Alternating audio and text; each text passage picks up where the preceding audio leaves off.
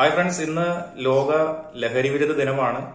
നമുക്കറിയാം, പണ്ട് കാലത്തെ അപേക്ഷിച്ച് ഒരുപാട് ആളുകളാണ് ഇപ്പോൾ ലഹരിക്ക് അടിമപ്പെട്ടുകൊണ്ടിരിക്കുന്നത്. പ്രത്യേകിച്ച് നമ്മുടെ ഭാവി ഏറ്റെടുക്കേണ്ട യുവതലമുറ ഇന്ന് വളരെയധികം ഡൈവേർട്ട് ചെയ്ത് പോകുന്നുണ്ട്.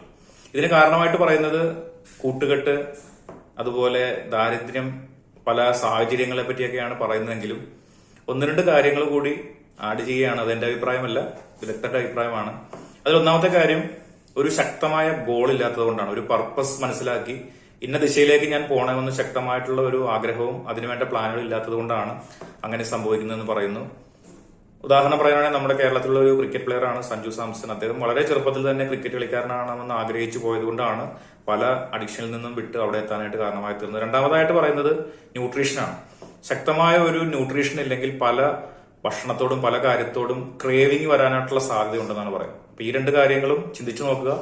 ഈ ലോക ലഹരി വിരുദ്ധ ദിനത്തിന്